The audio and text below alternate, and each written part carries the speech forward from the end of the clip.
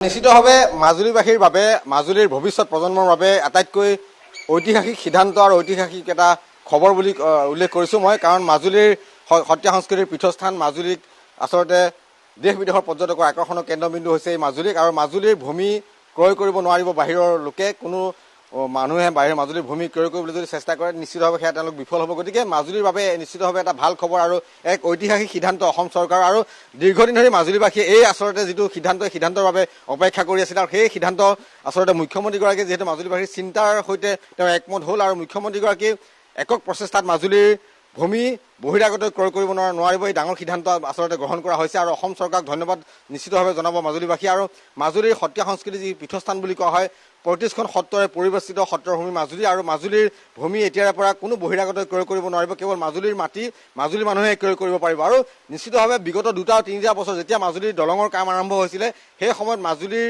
মাটি ক্ৰয় কৰিবলৈ আচলতে বাহিৰৰ মানুহ বহিৰাগত মানুহ উঠি পৰি লাগিছিল। আৰু এতিয়া যোৱা ৩-৪ মাহৰ আগলৈকে মাজুলীৰ ভূমি ক্ৰয় কৰিবলৈ বিভিন্ন পক্ষৰ লোক মাজুলীলৈ অহা আমি পৰিলক্ষিত হৈছিলে। আৰু সেই তেওঁলোক ইতিমধ্যে চৰকাৰে যি আইন আনিলে এই আইনৰ দ্বাৰা মাজুলীৰ উঠি অহা যি প্ৰজন্ম ভৱিষ্যত প্ৰজন্ম মাজুলীৰ ভূমি মাজুলীৰ কৃষ্টি মাজুলীৰ সংস্কৃতি সকলো সুৰক্ষিত হ'ল বুলি আমি নিশ্চিতভাৱে ক'ব পাৰোঁ এজন মাজুলীয়াল হিচাপে।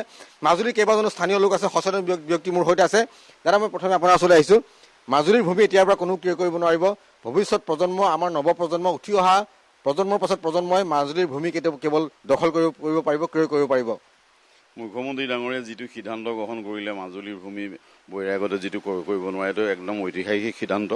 আমি মাজুলীবাসী যথেষ্ট আনন্দ অনুভৱ কৰিছোঁ, যিহেতুকে মাজুলীত দুই পাৰৰ লগত দলঙৰ সংযোগ ঘটিছে। আৰু এই দলঙৰ সংযোগ ঘটাৰ আপাততে বহুত বহিৰাগত আৰু সন্দেহবাদী নাগৰিকে আহি মাজুলীত ভূমি ক্ৰয় কৰিবৰ কাৰণে যথেষ্টখিনি আমি অহা দেখিছিলোঁ। যদিও আজি যিখন মাননীয় মুখ্যমন্ত্ৰী ডাঙৰীয়াই যিখন আইন আনি মাজুলীক সুৰক্ষা দিলে, মাজুলী আমি স্থায়ী জনসাধাৰণ হিচাপে তেখেতক ধন্যবাদ আৰু কৃতজ্ঞতা জনাইছোঁ। দুয়োপাৰে দুখন দলঙৰ কাম চলি আছে মাজুলীত। আৰু বহিৰ্জগতৰ সৈতে প্ৰত্যক্ষ যোগাযোগ হ'ব মাজুলীৰ। ইয়াৰ সমান্তৰালকৈ মাজুলী সুৰক্ষাৰ কথাও আহিছিলে। মাজুলীৰ মানুহে চিন্তা কৰি আছিলে, মাজুলীৰ সত্ৰাধিকাৰসকলে চিন্তা কৰি আছিলে। আৰু আমাৰ এই চিন্তাৰ এতিয়া অৱসান ঘটিল।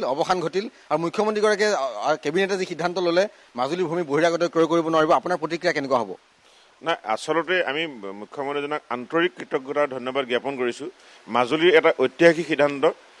বিশেষকৈ বিজেপি নেতৃত্বাধীন চৰকাৰখন অহাৰ পিছত মাজুলীয়ে কেইবাটাও ইয়াৰ বিশেষ কাম আগবঢ়োৱা হৈছে। বিশেষকৈ জিলা হৈছে মাজুলী স্বীকৃতি, এইটো এটা ডাঙৰ পদক্ষেপ। একেলগে দুফালে দুখন গৈ দলং নিৰ্মাণ হৈ আছে। আৰু সমান্তৰালভাৱে আমি শংকিত হৈ আছিলোঁ যে মাজুলী দলং হোৱাৰ লগে লগে ইমূৰৰ পৰা সিমূৰৰ পৰা মানুহবিলাকে আচলতে আহিবলৈ আৰম্ভ কৰিছে। আৰু মাজুলীৰ সৰলতা সুযোগ লৈ ইতিমধ্যে কিছু জেগাত মই দেখিছোঁ যে খাল কিনি পেলাই আপোনাৰ দালান বনোৱা কিছুমান মানসিকতা লৈ পেলাই অহা মানুহ আছে। এইবিলাক মুখ্যমন্ত্ৰীজনৰ পোনপটীয়া প্ৰচেষ্টাত আচলতে এইটো ধ্বংস হ'ব। আৰু আমি আচলতে খুব সুখী হৈছোঁ যে এই ভৌগোলিক সুৰক্ষা এই ঐতিহাসিক এটা পদক্ষেপ। এই সুৰক্ষাই মাজুলীক আগলৈকে মাজুলীয়াল হিচাপে থকাৰ যিটো প্ৰৱণতা, মাজুলীৰ যিটো ঐতিহ্য, মাজুলীৰ যি সংস্কৃতি, এই সংস্কৃতিক পুনৰুজ্জীৱিত কৰি ৰাখিব। আৰু মাজুলীয়ে সমগ্ৰ সময়ছোৱাত মাজুলীয়াল হিচাপে যি পৰিচয় দিবলৈ সুবিধা হয়, এই সুবিধাটো সকলো সময়ৰ কাৰণে থাকি যাব। সেইকাৰণে পুনৰবাৰ আমি মুখ্যমন্ত্ৰীজনক আন্তৰিক আমাৰ কৃতজ্ঞতা জ্ঞাপন কৰিছোঁ। অসমৰ বিভিন্ন জিলাত আমি দেখাব পৰা গৈছে যে বিভিন্ন জিলাত সন্দেহজনক লোকে বসতিস্থল কৰিছে, সন্দেহজনক লোকে ভৰি পৰিছে বিভিন্ন জিলা। কিন্তু মাজুলী এতিয়াৰ পৰা আমি নিশ্চিন্তভাৱে থাকিব পাৰিম। অহা আমাৰ প্ৰজন্মৰ বাবে ভৱিষ্যত প্ৰজন্মৰ বাবে মাজুলীক নিশ্চিতভাৱে আমি এৰি দিব পাৰিম, নহয়নে? নিশ্চয়কৈ এই ক্ষেত্ৰত আমি বিজেপি নেতৃত্বাধীন চৰকাৰখনক ধন্যবাদ দিবই লাগিব। বিশেষকৈ ডক্টৰ মুখ্যমন্ত্ৰী হিমন্ত বিশ্ব শৰ্মা ডাঙৰীয়াৰ যি বিচক্ষণ চিন্তা, তেখেতৰ চিন্তাসমূহ আচলতে কামৰ যোগেদি প্ৰকাশ পায়। মাজুলীৰ ক্ষেত্ৰতো সেইটোৱে হ'ল। আমি যেতিয়া মাজুলীখন আগতে কোনেও গুৰুত্ব দিয়া নাছিল, যেতিয়া মাজুলীয়ে জিলা হিচাপে স্বীকৃতি লাভ কৰিলে আৰু মাজুলী বহিৰাজ্যৰ লগত সংযোগ স্থাপন কৰিব পৰাকৈ স্থায়ী দলঙৰ কাম আৰম্ভ হৈ আছে, গতিকে তেতিয়াৰ পৰা মাজুলীখনত বিভিন্ন মানুহৰ চকু পৰিবলৈ ধৰিলে। আৰু তেতিয়া আমি মাজুলীয়াল হিচাপে যথেষ্ট সংকীৰ্ণ হৈছিলোঁ যে বিভিন্ন জেগাৰ পৰা মানুহে আহি আচলতে মাজুলীখন পৰিৱেশ সৃষ্টি কৰিব। যিহেতু এতিয়াও মাজুলীখন আজান নপৰা নিজান দেশ হৈ আছে আৰু বিভিন্ন প্ৰাকৃতিক দুৰ্যোগে হওক বা যিকোনো সামাজিক ব্যাধিৰ পৰা মাজুলী এতিয়াও বহুত পৰিমাণে বাচি আছে। গতিকে কেৱল মাজুলীয়ালখিনি এইটো সৰলতা বা কেৱল আধ্যাত্মিক পৰিৱেশ এটাৰ কাৰণে। গতিকে মাজুলী ভৌগোলিকভাৱে সুৰক্ষিত হ'লেহে আৰু আধ্যাত্মিকভাৱে সুৰক্ষিত হ'ব। আৰু মাজুলীখন আধ্যাত্মিকভাৱে সুৰক্ষিত হ'লেহে ইয়াৰ পৰা এটা বাৰ্তা যাব যে মানুহৰ প্ৰতি থকা যি শ্ৰদ্ধা, প্ৰকৃতিৰ প্ৰতি থকা যিটো মানুহৰ প্ৰেম, সেই প্ৰেম ভাৱটো আচলতে সুৰক্ষিত হৈ থাকিব। নহ'লে বিভিন্ন মানুহে আহি মাজুলীখনি মানুহৰ মাজত বিভিন্ন অপৰাধমূলক বা যিকোনো বেয়া চিন্তাৰ গ্ৰাস কৰিব পাৰে। গতিকে মুখ্যমন্ত্ৰী ডাঙৰীয়াৰ বা কেবিনেটৰ যিটো সিদ্ধান্ত আচলতে সঁচাকৈ বিচক্ষণ চিন্তা।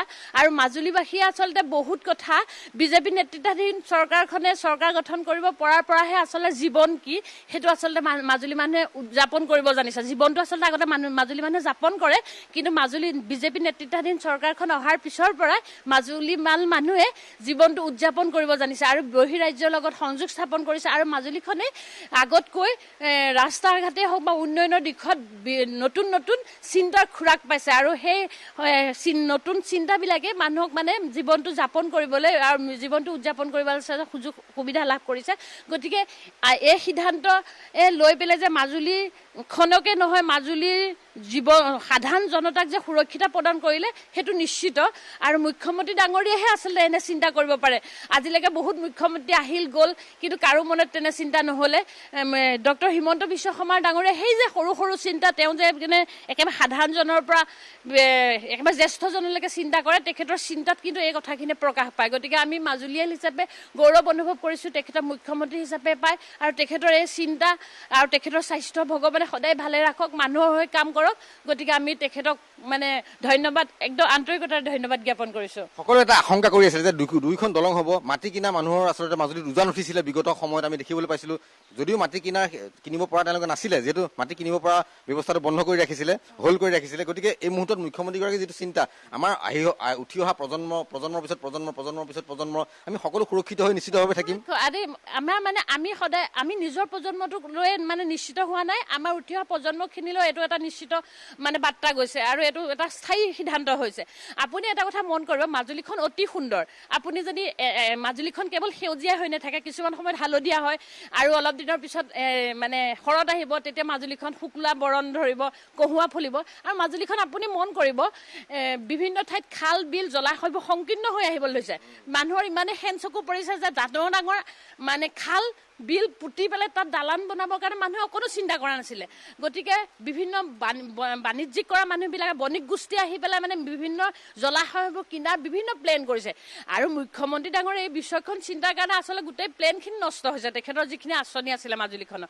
গতিকে আমি ভাবিছোঁ মুখ্যমন্ত্ৰী ডাঙৰীয়া বা নেতৃত্বাধীন বিজেপি চৰকাৰখনৰ যি বিচক্ষণ চিন্তা বা ইমান সুন্দৰ এটা চিন্তা, এই চিন্তাই যে তেখেতসকলৰ মনত আঘাত সানিছে বা তেনেকুৱা এটা নতুন সিদ্ধান্ত বাতিল কৰিবলগীয়া হৈছে, সেইটো নিশ্চিত হৈছে। আৰু এটা কথা ঠিক যে মাজুলীখন থাকিলেহে আচলতে কৃষ্টি সংস্কৃতি সকলোখিনি থাকিব। আৰু এইখন হ'ল মাজুলীখন হ'ল এখন সত্ৰ নগৰী মাজুলী। গতিকে ইয়াত ৰাতিপুৱা দবা বাজিবই লাগিব, ৰাতিপুৱা দুপৰীয়া গধূলি প্ৰসংগ হ'বই লাগিব, হয়ে এইটো আমি জন্মগতভাৱে বা শ বছৰ ধৰি এইটো চলি আহিছে। গতিকে কোনোবাই যে আহি পেলাই ইয়াত সেই পৰিৱেশ বিনষ্ট কৰিব নোৱাৰে, সেই চিন্তাটো যে মানুহৰ আৰু মাজুলীখনৰ এটা কথা মন কৰিব, বহুত আশা নকৰাকৈ আমি কিছুমান ফল লাভ কৰি আহিছোঁ। কেৱল এইটো লাভ হৈছে কেৱল বিজেপি নেতৃত্বাধীন চৰকাৰখনে, সেইটো সত্য, সেইটো কথা ক'বই লাগিব। গতিকে মাজুলীয়াল হিচাপে আমি আচলতে গৌৰৱবোধ কৰোঁ। এটা সময়ত কিন্তু আমি মাজুলীৰ পৰা বাহিৰলৈ গ'লে ইনচাল্টে বিভিন্ন মাজুলীয়াল বুলি আমি উপহাস কৰোঁ, বিভিন্ন হাঁহিয়াতৰ পাত্ৰ হৈ আছিল। কিন্তু আজি আপোনাক আমি ডাঠি ক'ব পাৰোঁ, আজিৰ বিভিন্ন জিলাসমূহে বা বিভিন্ন ঠাইৰ মানুহে মাজুলীখনক আচলতে নটিচ কৰে, মাজুলীত কি হৈ আছে। আজিকালি আচলতে মাজুলীৰ পৰাহে বাৰ্তা যায় মাজুলীত কি চলি আছে। কাৰণ চাব, আপুনি অলপ দিনৰ পিছত আমাৰ ইয়াত ৰাস হ'ব, পালনাম হ'ব। গতিকে এটা কি ধুনীয়া এটা পৰিৱেশ হৈ থাকে, ঘৰে ঘৰে বন্তি জ্বলে, নামঘৰে দবা শংখ বাজে। এটা আচলতে মাজুলীত এতিয়াও সেই যে আগৰ দিনৰ আমাৰ ককা দেউতাৰ দিনৰ যি পৰিৱেশ, সেই পৰিৱেশটো আকৌ মাজুলীলৈ ঘূৰি আহিছে। আৰু মাজুলী মানুহে এতিয়া নিশ্চিন্ত শুব পাৰে, একো চিন্তা নোহোৱাকৈ মাজুলী মানুহে এতিয়া শান্তিৰে নিদ্ৰা কটাব পাৰিছে। নিশ্চিতভাৱে যে কৈ থাকিলেও উৰকে নপৰে মাজুলীৰ কথা। আৰু এই মুহূৰ্তত মই উল্লেখ কৰিছোঁ যে মাজুলীৰ কৃষ্টি সংস্কৃতিৰ বৰঘৰ হৈছে মাজুলী, আৰু মাজুলী জীয়াই থাকিলেহে অসমীয়া কৃষ্টি জীয়াই থাকিব, অসমীয়া জাতি জীয়াই থাকিব, অসমীয়া জাতিৰ মেৰুদণ্ড বুলি কোৱা হয় মাজুলী। গতিকে সত্ৰীয়া সংস্কৃতিৰ প্ৰাণকেন্দ্ৰ মাজুলীৰ বাবে নিশ্চিতভাৱে ভাল খবৰ, এটা ঐতিহাসিক সিদ্ধান্ত। আৰু অসম চৰকাৰৰ যি পদক্ষেপ, এই পদক্ষেপক নিশ্চিতভাৱে মাজুলীবাসীয়ে কোটি কোটি ধন্যবাদ জনাব। হয়। ৰঞ্জন বৰা এই মুহূৰ্তত আপোনাক ধন্যবাদ জনাইছোঁ আমি জনাই আছোঁ যে এই মুহূৰ্তত এটা গুৰুত্বপূৰ্ণ খবৰ বৰপেটা বতৰবাৰ নতুন নিৰ্দেশনা প্ৰকাশনা মাজুলীত বহিৰাগতই এই মুহূৰ্তৰ পৰা ভূমি ক্ৰয় আৰু বিক্ৰয় কৰিব নোৱাৰিব বহু সময়ত উপেক্ষিত লাঞ্ছিত মাজুলীবাসীয়ে মুখ্যমন্ত্ৰী ডক্টৰ হিমন্ত বিশ্ব শৰ্মাক ধন্যবাদ জনাইছে 3 প্ৰজন্ম ধৰি যি লোক মাজুলীত বসবাস কৰি আছে তেওঁলোকেহে মাজুলীত ভূমি ক্ৰয় বা বিক্ৰয় কৰিব পাৰিব মাজুলীত ভূমি ক্ৰয় বিক্ৰয়ক লৈ নতুন নিৰ্দেশনাক লৈ আদৰণি মাজুলীবাসীৰ